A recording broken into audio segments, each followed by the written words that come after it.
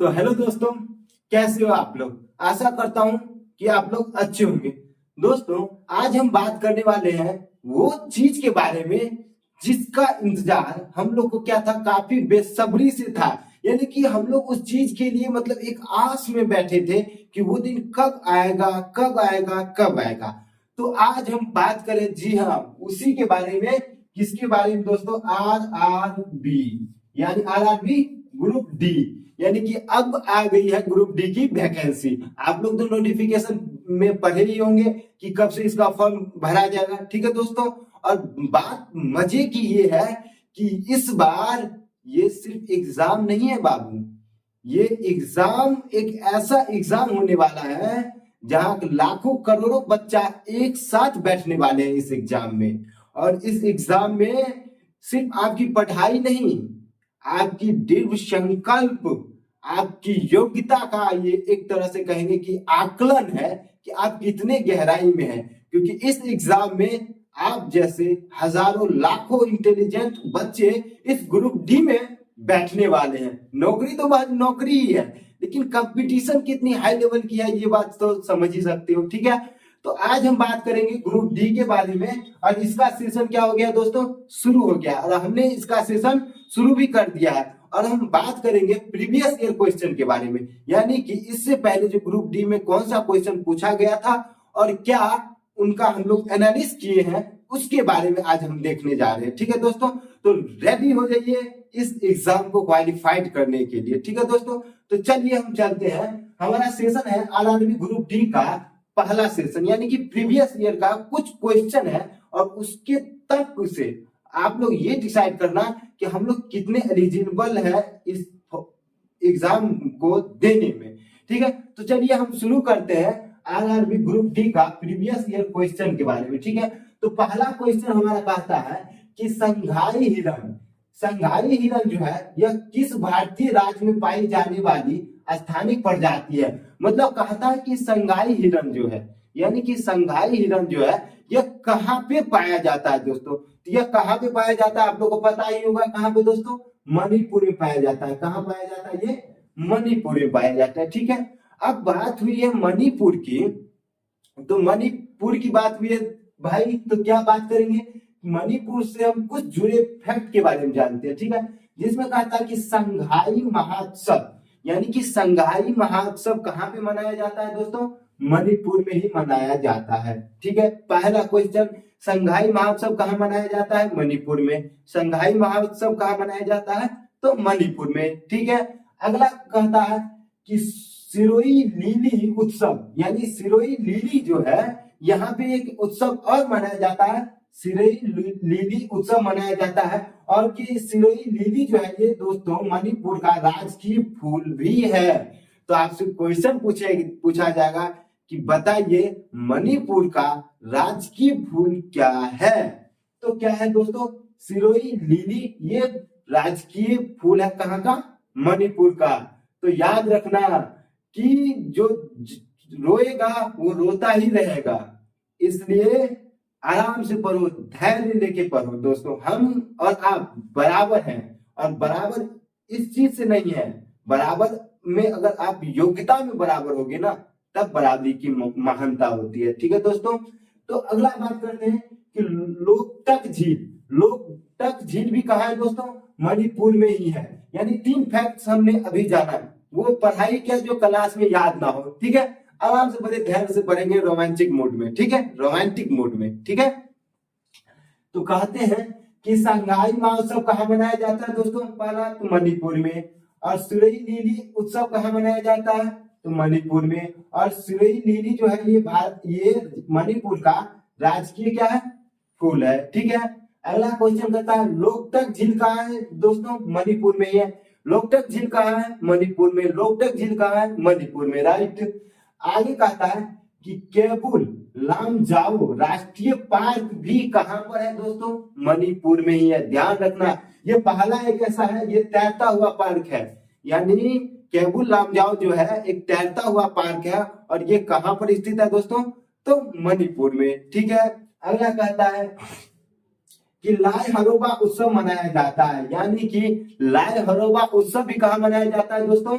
तो मणिपुर में। ध्यान रखना कि ये वैसे नहीं होता है कि एक शेर है कि क्यों रो रहे हो मुद्दत से, क्यों रो रहे हो मुद्दत से, क्या प्यार हो गया था शिद्दत से, क्या प्यार हो गया था शिद्दत से, मुझे तजुर्बा है इसलिए बता रहा हूं कि मौत अच्छी है मोहब्बत से दोस्तों। इसलिए मोहब्बत के चक्कर में नहीं पड़ना है, फोकस क्या करना है अपने गोल में। अभी फोकस का ग्रुप डी में, बाकी बाद में अब जो है उसे क्या करना है, जीतना है। तो किसे जीतना है, ग्रुप डी को जीतना है। ठीक है दोस्तों, तो हम बात करते हैं कि ये केबुल लामजाओ राष्ट्रीय पार्क कहाँ है दोस्तों, तो मणिपुर में है। ठीक है दोस्तों, आगे कहता है कि मीती यहाँ की भाषा है, यानी कि मणिपुर की कौन सी भाषा है दोस्तों, मीती यहाँ की भाषा है। ठीक है, अगला कहता है कि जागोई नृत्य, जागोई नृत्य भी कहाँ का है, ये दोस्तों मणिपुर का है। ठीक है, और इस जागोई नृत्य को क्या कहा जाता है, मणिपुरी शास्त्रीय नृत्य भी कहा जाता है। यानी कि जागोई नृत्य कहाँ पे होता है दोस्तों, तो मणिपुर में ही होता है। ठीक है, तो मणिपुर से जुड़ी कुछ ये फैक्ट थी। एक और कहता है कि इस समय वर्तमान में मणिपुर का मुख्यमंत्री कौन है दोस्तों, तो एन वीरेंद्र सिंह। चलिए एक बार रिवीजन कर लेते हैं कि मणिपुर में क्या क्या है दोस्तों। तो मणिपुर में ही संगाई महोत्सव मनाया जाता है, सिरोही लिली उत्सव भी मनाया जाता है। सिरोही लिली क्या है दोस्तों, राजकीय फूल है। ठीक है दोस्तों, लोकटक झील कहाँ है, मणिपुर में है। केबुल लामजाओ राष्ट्रीय पार्क कहाँ है दोस्तों, मणिपुर में ही है। और लाई हलुवा उत्सव कहाँ मनाया जाता है, मणिपुर में ही मनाया जाता है। आगे मणिपुर की भाषा क्या है दोस्तों, मीती मणिपुर की भाषा है। इसके बाद जागोई नृत्य, यानी इसको हम मणिपुरी शास्त्रीय नृत्य भी कहते हैं, ये कहाँ का है, मणिपुर का ही है। तो कुल ये फैक्ट थे हमारे मणिपुर से जुड़ा। अगला क्वेश्चन हमारा कहता है दोस्तों कि मोसिन राम पृथ्वी पर स्थित सर्वाधिक आर्द्र स्थान है, जो ये कहां पर स्थित है। यानी आपसे क्वेश्चन कर रहा है कि मोसिनाराम पृथ्वी पर स्थित एक सर्वाधिक आर्द्र स्थान है, जो कि कहां पर है दोस्तों। तो ऑप्शन में है खासी पहाड़ियां, महादेवी पहाड़ियां और राजमहल पहाड़ियां और डियर लुसाई पहाड़ियां। इसका सही उत्तर क्या होगा दोस्तों, खासी पहाड़ियां होगा। ठीक है दोस्तों, क्या होगा, खासी पहाड़ियां। और ये खासी पहाड़ियां कहाँ है दोस्तों, मेघालय में स्थित है। कहाँ पे है दोस्तों, मेघालय में स्थित है। ठीक है, और इसके बाद महादेवी पहाड़ी कहाँ पे स्थित है, मध्य प्रदेश में, यानी यूपी में स्थित है। ठीक है, उसके बाद कहा राजमहल पहाड़ी, ये कहाँ पे है दोस्तों, झारखंड में है। राजमहल पहाड़ी कहाँ पे है दोस्तों, झारखंड में स्थित है। और लुसाई पहाड़ी कहाँ पे स्थित है दोस्तों, तो मिजोरम में है। ठीक है दोस्तों, तो आप चाहें तो इसका स्क्रीनशॉट ले सकते हैं। तो जैसा कि हमने उसका सही उत्तर आपको क्या बताया दोस्तों, खासी पहाड़ी।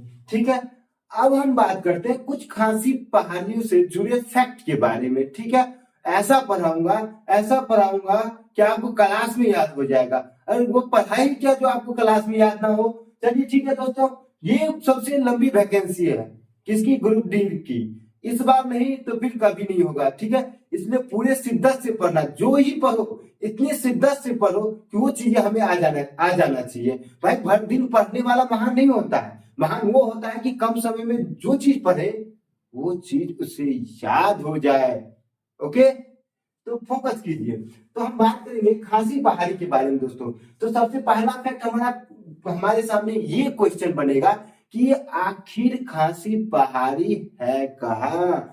इतिहास में हम पढ़ते हैं ना 5W और 1H, 5W और N1H। इसका क्या मतलब होता है दोस्तों, तो 5 का मतलब, W मतलब क्या होता है कि मान लीजिए हम पढ़ेंगे कि इतिहास क्या है।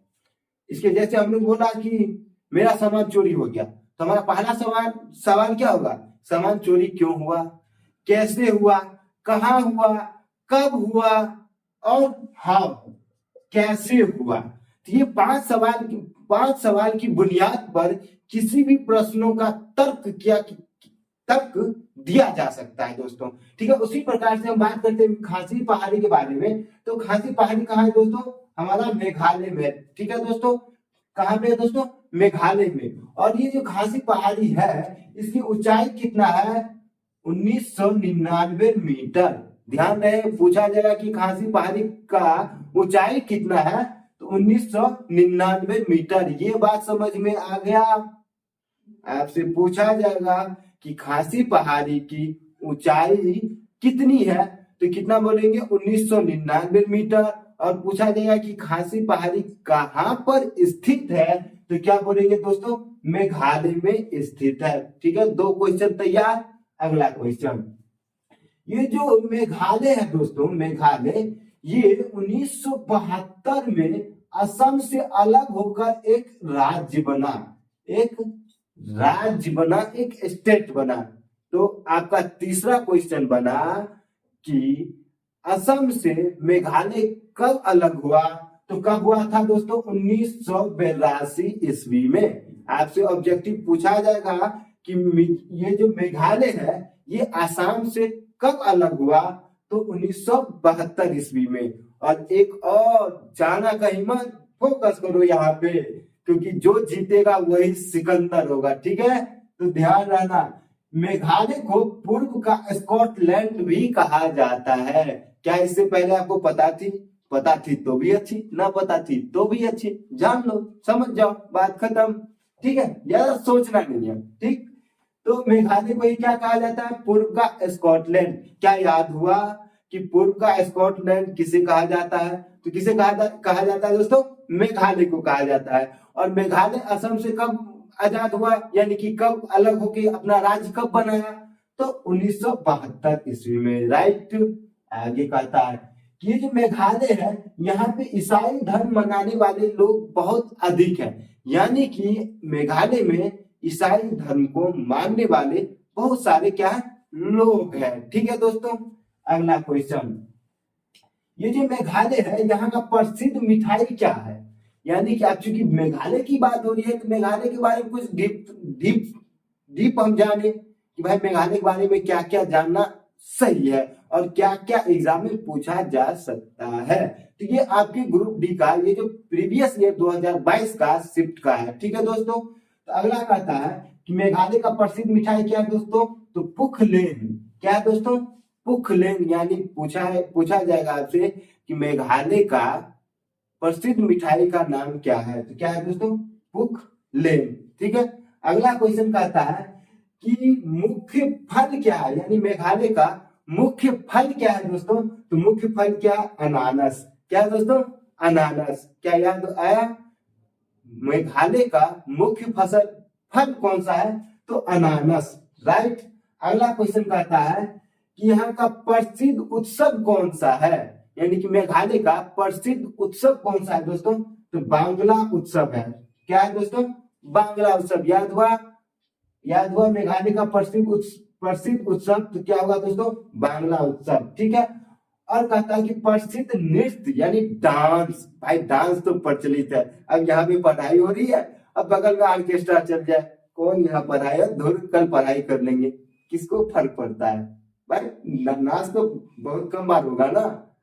तो इंटरेस्ट यहाँ भी देखो ना, हम ये बात जो है वो पढ़ाई से ज्यादा इंटरेस्टेड है रोमांटिक मूड में, यानी कि वो पढ़ाई, बेशक पढ़ाई में थोड़ी लेट हो जाए चलेगा, लेकिन भाई साहब उनकी जो है अपना एक अलग रोमांस करने की आदतें, वो क्या है, अलग हो जाता है, माहौल को चेंज कर देता है। ठीक है, तो प्रसिद्ध नृत्य कौन सा है दोस्तों, नोक्रेम नृत्य यहाँ का प्रसिद्ध है। ठीक है, अगला ये देखो, ये मेघालय एक चीज के लिए फेमस है दोस्तों, बहुत ही ज्यादा फेमस है, और वो क्या है, झरनों का घर। यानी मेघालय को ही क्या कहा जाता है, झरनों का घर। मेघालय को क्या कहा जाता है, झरनों का घर। मेघालय को क्या कहा जाता है, झरनों का घर। याद हुआ, मेघालय को ही क्या कहा जाता है, झरनों का घर। और इसकी खूबसूरती झरनों के कारण ही क्या है, बढ़ी हुई है, और दुनिया में इनका एक अलग नाम, एक अलग छवि है दोस्तों। ठीक है, चलिए आगे बात करते हैं राजमहल पहाड़ी के बारे में। तो राजमहल कहाँ पे स्थित है दोस्तों, तो ये झारखंड के पूर्वी हिस्से में स्थित है। ये जो राजमहल पहाड़ी है कहाँ पे स्थित है दोस्तों, झारखंड के पूर्वी हिस्से में स्थित है। और कहता है ये बांग्लादेश की सीमा के पास है, यानी कि बांग्लादेश, ये है बांग्लादेश, और इसके पास क्या है दोस्तों, राजमहल पहाड़ियां, यानी बांग्लादेश की समीप ये है, सीमा के समीप है। और इसकी ऊंचाई कितनी है राजमहल पहाड़ी की, तो 200 से 300 लगभग मीटर है, यानी कि 200 से 300 मीटर है इसकी ऊंचाई, ठीक है।